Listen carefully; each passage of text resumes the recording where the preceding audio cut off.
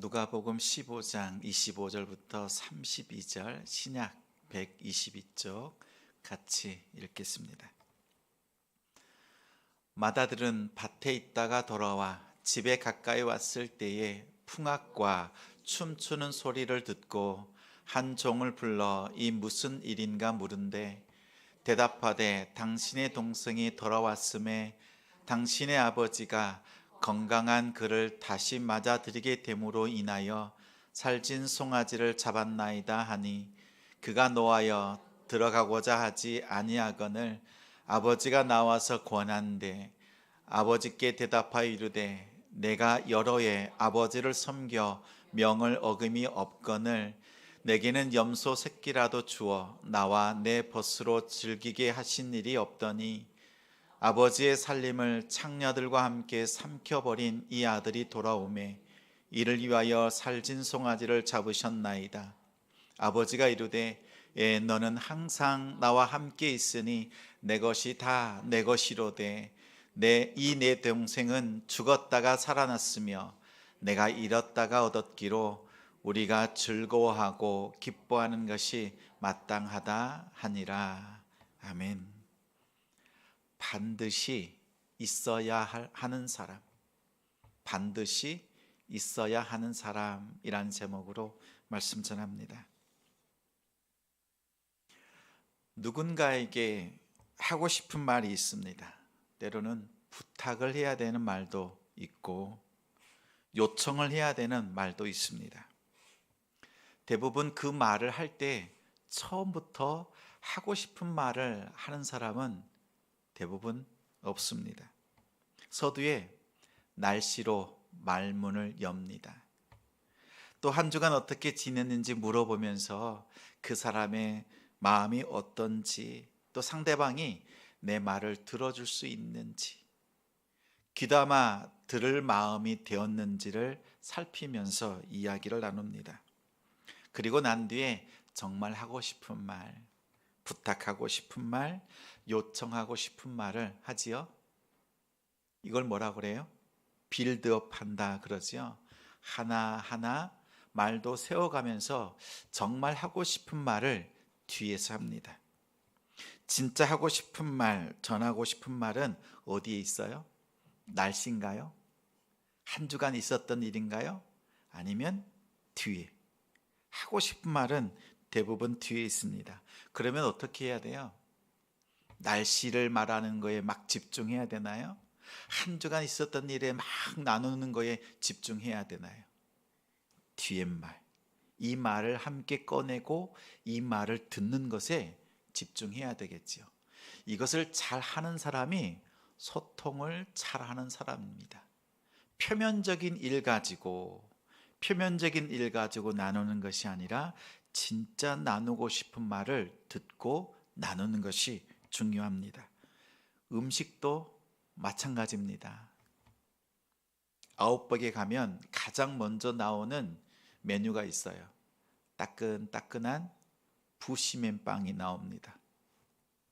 잠시 허기를, 메인 요리가 나오기 전에 잠시 허기를 달래라고 주는 빵입니다. 근데 이 빵을 먹고 잔뜩 먹고 배부른 사람이 있습니다. 에피타이저로 배를 채우면 안 되지요. 왜냐하면 조금 있다가 진짜 메인 요리가 나올 거니까. 식당에 가서 메인 요리가 나오기 전에 반찬으로 배를 채우면 안 됩니다. 어떻게 해야 돼요? 반찬 한두 개 먹어보고 맛을 보고 잠시 젓가락을 내놓고 기다리는 것이 필요합니다. 그래서 메인 요리가 딱 나왔을 때 그 요리를 맛있게 먹는 것이 지혜로운 사람입니다. 비유도 그렇습니다. 오늘 말씀의 비유도, 예수님께서 말씀하시는 이 비유 속에도 그렇습니다.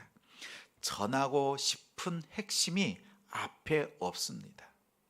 가르치고 싶은 말씀은 뒤에 있습니다. 나중에 나옵니다. 오늘 말씀은 우리 너무나 잘 아는 말씀이지요. 명화, 그림으로도 많이 묘사된 성경 말씀입니다. 돌아온 탕자 이야기 너무나 잘 압니다. 예수님은 오늘 누가복음 15장 11절부터 24절. 오늘 우리가 읽은 본문 앞에 또 다른 이야기를 먼저 붙였습니다. 비유로 말합니다. 작은 아들에 대한 이야기를 했습니다. 한 아버지에게 두 아들이 있다. 작은 아들이 유산을 달라고 하자 두 아들에게 각각 유산을 다 나누어 주었다. 작은 아들은 재산을 팔아서 가출했고 결국 모든 것을 탕진했다. 돼지를 치면서 돼지 사료를 먹고 싶었지만 그 사료조차도 주는 사람이 없었다. 염치불구하고 종으로 써달라고 하는 그 말을 가지고 아버지에게 돌아왔다. 아버지는 묻지도 따지지도 않고 아들을 즐겁게 맞아 주었다. 새 옷과 새 신을 신기고 반지, 가락지를 끼워 주었다. 그리고 아버지는 모든 사람, 자신만을 위한 잔치가 아니라 마을 동네 집안 사람뿐만 아니라 마을 동네에 있는 사람들까지 다 참석해서 기뻐할 수 있는 잔치를 베풀었다. 아버지의 식탁은 정말 풍성하고 기쁨이 넘쳤다. 이 이야기가 작은 아들에 대한 이야기입니다. 탕자의 비유, 돌아온 탕자 이렇게 붙여지는 이야기가 여기서 끝나는 것이 아니에요. 이 작은 아들에 대한 이야기는 먼저 나온 에피타이저와 같습니다. 빵과 같고 반찬과 같습니다. 여기에서 우리가 감동받을 것이 아니라 예수님께서 하고자 하시는 진짜 말씀은 뒤에 있어요. 뒤에. 이 비유의 핵심은 우리가 읽은 25절부터 32절 큰아들에 대한 이야기입니다. 밭에서 큰아들이 돌아왔다. 예수님께서 이어서 말씀하시는 거예요. 불효막심한 동생을 위해서 아버지가 큰 잔치를 열었다는 소식을 들었다. 큰아들은 그 잔치에 들어가지 않았다. 기분이 상했다. 심술이 났다. 아버지의 잔치에 들어가지를 않았다. 그러자 아버지가 나와서 같이 들어가자고 했지만 끝내 들어가지 않았다. 집에서 성실하게 열심히 일한 자신을 위해서는 아버지가 아무것도 한 것이 없는데 아버지의 재산을 가지고 가서 다 탕진한 동생을 위해서 잔치를 벌린 아버지가 미웠다. 큰아들은 심술을 부렸다. 그러자 아버지는 너는 항상 나와 함께 있으니 내 것이 다 내 것이다 라는 말로 위로했다라는 거예요. 예수님께서 전하고 싶은 말씀이 있습니다. 제자들 그리고 둘러선 사람들이 깨닫기를 원하시는 말씀이 있습니다. 맨 뒤에 있는 31절, 32절 말씀입니다. 같이 읽겠습니다. 아버지가 이르되 너는 항상 나와 함께 있으니 내 것이 다 내 것이로되 이 내 동생은 죽었다가 살아났으며 내가 잃었다가 얻었기로 우리가 즐거워하고 기뻐하는 것이 마땅하다 하니라. 아버지가 안타까워하는 것은 무엇이죠?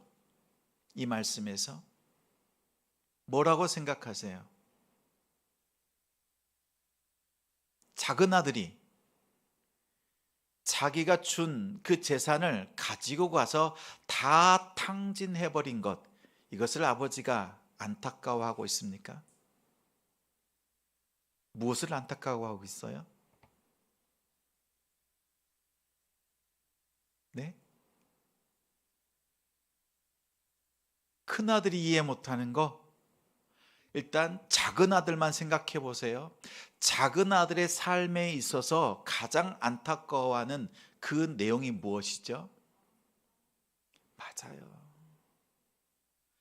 아버지와 함께 있으면서 아버지와 함께 기쁨을 누리고 아들로서 그 유산을 누리면서 즐거움과 기쁨을 함께 누리는 자리를 이 둘째 아들이 떠나버린 거예요. 떠나버린 그 시간 동안 아버지와 함께 누리지 못했던 그 둘째 아들, 작은 아들의 삶을 안타까워하는 거예요. 그런데 문제는 큰 아들에게도 있지요. 아버지와 항상 함께 있습니다. 근데 아버지는 이 큰 아들을 향해서 무엇을 안타까워합니까? 함께 있으면서도 불구하고, 아버지와 함께 있으면서도 불구하고 아버지와 함께하는 기쁨, 즐거움, 아버지와 함께 식탁을 나누는 그 감사, 이것을 나누는 것을 모르는, 깨닫지 못하는 큰 아들의 모습을 안타까워합니다. 오늘 말씀에서 예수님께서 탕자에 대한 비유를 이렇게 정의하시는 겁니다. 비유를 통해서 탕자란 아버지의 것을 다 탕진했느냐, 아니면 아버지의 것을 잘 간직했느냐, 이것이 아니다. 아버지와 함께하는 그 시간을 진실로 누렸느냐, 아버지와 함께하는 그 기쁨을 아는 자녀이냐, 그렇지 않느냐. 그것을 안다면 자녀요, 그것을 모른다면 탕자라는 뜻입니다. 그렇다면 예수님께서 정의하신 탕자, 이 기준에 살펴보면 누가 탕자입니까? 작은 아들은 가출하여 아버지와 함께하는 모든 것들을 누리지 못했습니다. 그래서 집 바깥에서 잃어버린 탕자로 살았습니다. 큰아들은 정작 집에서 아버지와 함께 있었지만 아버지와 함께 하는 그 행복을 찾지도 깨닫지도 못했습니다. 다시 말하면 집 안에서 잃어버린 탕자입니다. 예수님은 두 가지 이야기를 다 하시는 거예요. 서론에서 집 바깥에서 잃어버린 탕자, 그리고 집 안에서 잃어버린 탕자도 있다라는 거예요. 어디에 방점이 있어요? 어디에 강조점을 두고 있습니까? 서두예요, 아니면 말미예요? 왜 말미에 두고 있어요? 집 바깥에 나갔다가 나간 둘째 아들은 돌아왔잖아요. 다시 아버지와 품에 함께 하기로, 아버지의 기쁨과 즐거움을 함께 누리겠다는 결단으로 왔잖아요. 만약 아버지가 나를 종으로 부리신다 하더라도 나는 그 기쁨에 감사하겠다. 그 기쁨을 알고 그 자리로 돌아왔잖아요. 이들은 이방인들입니다.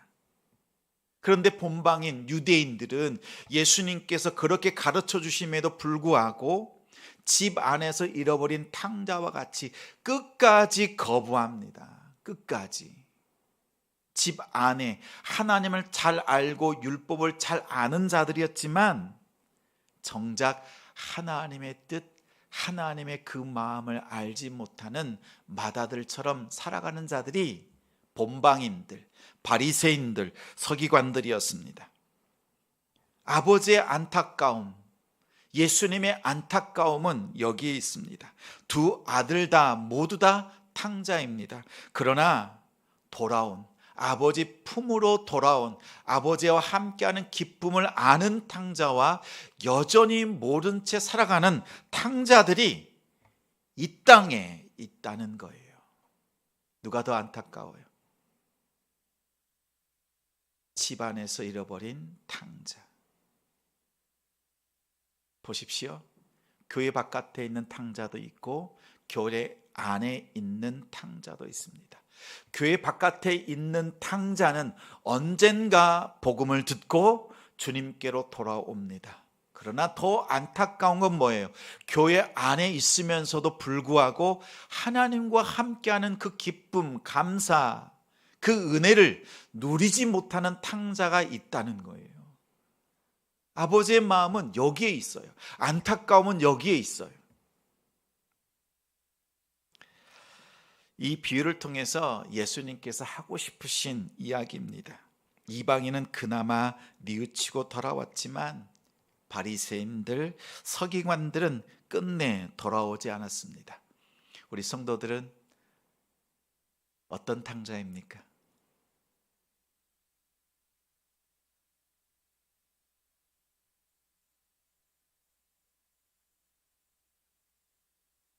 이럴 때 저는 탕자가 아니라 딸이에요.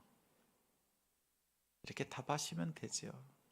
우리는 얼마 전까지만 해도 예수 그리스도를 알지 못했을 때 바깥에 있었던 탕자였습니다. 복음을 듣고 우리는 아버지 품으로 돌아와서 하나님께 예배하고 하나님을 섬기고 하나님 앞에 기도하는 것, 이 일이 얼마나 소중한가, 이것을 아는 돌아온 탕자입니다. 그리고 이제는 아버지께서 우리에게 뭘 해주셨어요? 새 옷을 입혀주셨어요. 그리스도의 옷, 자녀의 옷을 입혀주시고 신을 신겨주시고 가락지를 끼웠습니다. 너는 종이 아니라 내 아들, 딸이라, 내 자녀다라고 하는 그것을 입혀주셨습니다. 가락지를 끼워주었습니다. 이제는 우리가 하나님의 아들과 딸로서 하나님과 함께하는 하나님의 자녀입니다. 우리 이 기쁨, 이 감사, 즐거움을 가지고 하나님 앞에 예비하는 우리 성도들 되시기 바랍니다. 탕자는 아버지의 식탁의 기쁨을 누리는 것입니다. 그것을 통해서 아들로, 자녀로 회복되는 거예요. 우리 성도들이 예배 때마다 하나님이 펼쳐놓은 말씀이라고 하는 이 식탁, 예배라고 하는 이 식탁 속에서 하나님의 은혜와 하나님이 주시는 그 기쁨을 늘 누리시는 우리 성도들 되시기 바랍니다. 그러려면 두 가지가 있어야 돼요.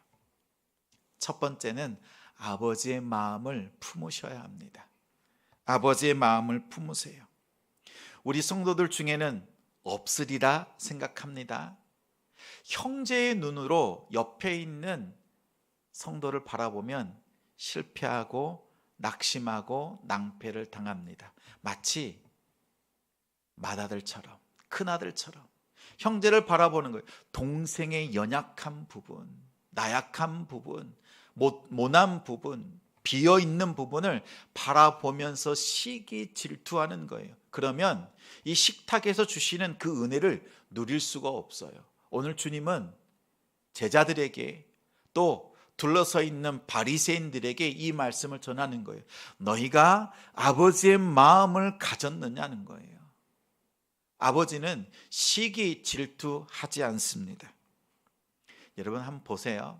여러분 혹시 우리 성도님들 중에서요, 형제가 많은 가정이 있지요. 그 중에 보면, 형제들 중에 보면 분명 형제 자매인데 어느 형제를 보면 엄마나 아버지의 그 역할을 감당하는 형제가 있습니다. 한번 생각해 보세요. 내 형제들 중에서 그냥 형제 자매의 관계가 아니라 분명 내 언니, 오빠, 동생인데 엄마나 아버지처럼 형제들을 돌보는 사람이 있어요. 한 사람 꼭 있습니다. 보십시오. 그 한 사람으로 인해서요, 가정이 회복이 돼요. 여러분이 그러한 역할을 감당하시기 바랍니다. 우리 교회가 그리스도 안에서 한 형제와 자매가 되었잖아요. 그래서 형제와 자매의 눈으로 서로 보는 게 아니라 작은 아들이 맏아들 보고 맏아들이 작은 아들 보면 서로 연약한 부분, 서로 죄책감밖에 없어요. 그런데 아버지의 시선으로 바라보면 내가 무엇을 해야 되는지, 무엇을 살펴야 되는지 알 수 있습니다. 오늘 예수님께서 비유를 통해서 큰 아들에게 당부하는 거예요. 너의 눈으로 작은 아들을 보지 말고 아버지의 그 마음과 그 시선으로 내 동생을 좀 보면 좋겠다. 지금 나의 식탁에 반드시 있어야 될 것은 작은 아들도 그리고 큰 아들도 너희 둘 다 내 식탁에서 이 기쁨을 나누길 원한다라고 하는 하나님의 마음입니다. 우리가 매일 오후 1시에 나가서 입주 전도를 하잖아요. 이 마음으로 복음을 전할 때 이 마음으로 전하십시오. 하나님, 이 거룩한 예배라고 하는 이 식탁 속에서 우리에게 주시는 이 감격과 은혜, 아버지의 그 사랑을 누리고 있습니다. 이 식탁에 주님을 알지 못하는 자들 부르셔서 함께 예배할 수 있도록 아버지의 마음으로 전하고 아버지의 마음으로 돌볼 수 있는 우리 되도록 도와주십시오. 이렇게 기도하시면서 전도하십시오. 이것이 필요합니다. 아버지의 마음으로, 아버지의 시선으로 바라보는 사람은 분명 다릅니다. 아버지처럼 말하고 아버지처럼 행동합니다. 그래서 이 기쁨과 감사, 무엇을 많이 탕진했느냐 이것에 초점을 두지 않고 함께 누리는 기쁨, 이것에 초점을 두고 초대합니다. 두 번째는 있어야 될 자리를 잘 지켜야 되겠습니다. 우리 자녀들이 어렸을 때 어떠셨어요? 어떨 때 가장 기쁘셨어요? 재밌는 TV 프로가 있고 게임도 있고 이런 것들이 있지만 우리 자녀들이 공부하는 자리를 잘 지킬 때, 열심을 낼 때 우리 부모님들이 기쁘지요. 자기가 있어야 될 자리를 알고 지키는 사람. 하나님이 보실 때도 그렇습니다. 정말 있어야 될 자리를 잘 지키는 것, 이것이 중요합니다. 목사는 말씀을 전하는 자리를 잘 지켜야 합니다. 성도는 성도가 있어야 될 거룩한 자리, 내가 있는 그 자리를 거룩한 자리로 만들어가는 그 자리를 잘 지켜야 합니다. 예수님이 오셨을 때 마르다하고 마리아가 섬겼습니다. 마르다는 자신이 할 수 있는 일로 섬겼고 마리아는 뭘로 섬겼어요? 예수님 앞에서 말씀을 듣는 것으로 섬겼습니다. 둘 다 역할이 다 필요합니다. 예수님께서 무엇이라고 말씀했어요? 마리아가 더 좋은 것을 택했다라고 합니다. 두 섬김이 다 필요하지만 더 좋은 것을 선택하는 것 무엇입니까? 예수님과 함께하는 것이요. 음식을 먹고 나누는 것도 있지만 더 좋은 건 뭐예요? 하나님의 그 은혜, 말씀 속에서, 그 기도 속에서, 하나님의 임재 속에서 함께 그 기쁨을 누리는 거잖아요. 음식은 그 나눔을 위해 쓰는 작은 도구잖아요. 예수님께서 마리아가 더 좋은 것을 선택했다고 말했습니다. 이러한 지혜가 있는 우리 성도들 되시기 바랍니다. 내가 있어야 될 자리는 예수님과 함께 동행하는 그 자리. 내가 반드시 있어야 될 사람이요, 반드시 있어야 될 자리임을 기억하시기 바랍니다. 잔치 자리에 반드시 있어야 될 사람이 있으면 기분이 어떻습니까? 기분이 날아갑니다. 기분이 좋습니다.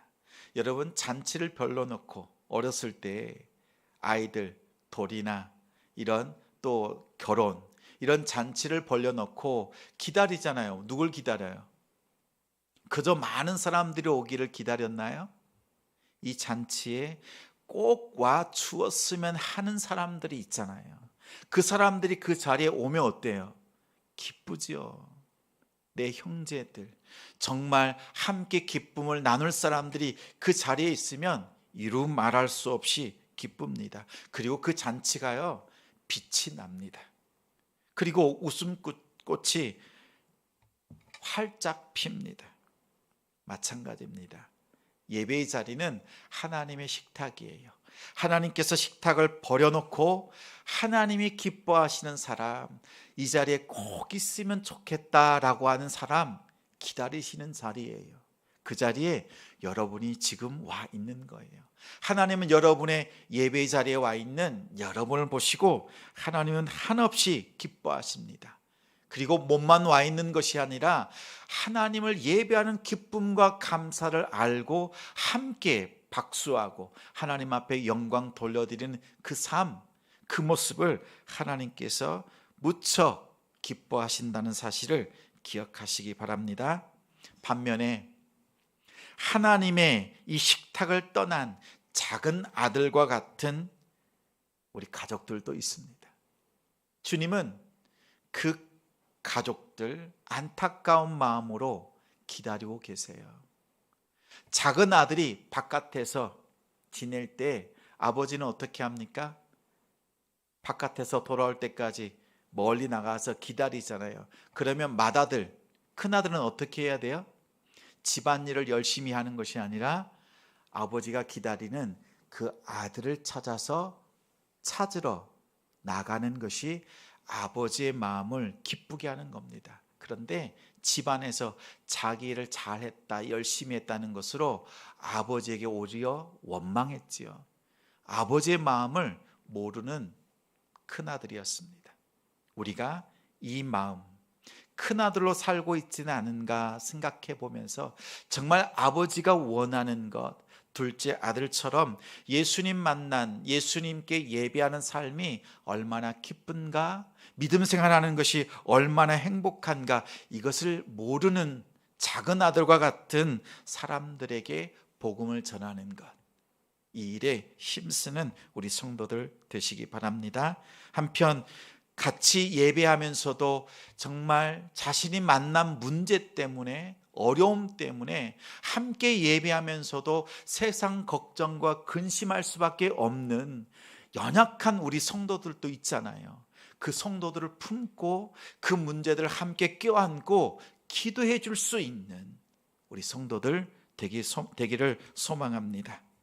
우리 지난 주일에 저녁 때 우리 함께 찬양 축제로 예배를 드렸습니다.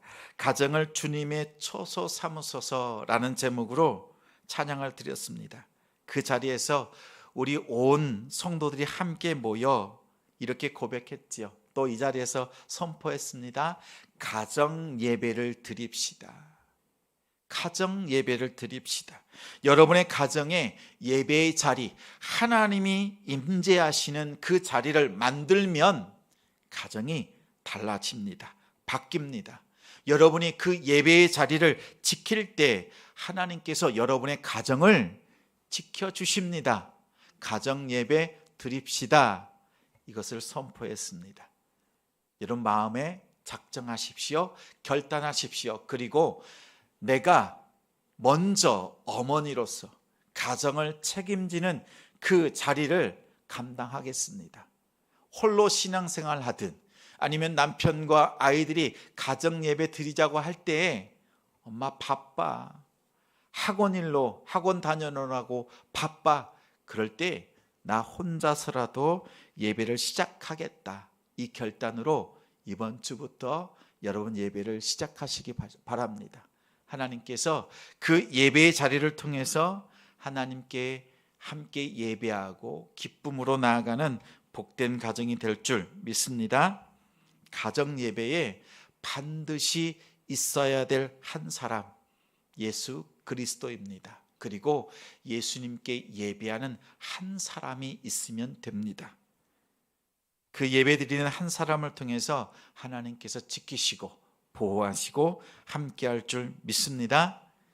여러분의 그 예배의 한 시간, 예배의 자리를 통해서 하나님의 구원의 식탁에 우리 자녀들, 우리 가족들 한 명도 빠짐없이 구원받는 그 역사를 이뤄가는 우리 성도들이 되시기를 주님의 이름으로 축원합니다.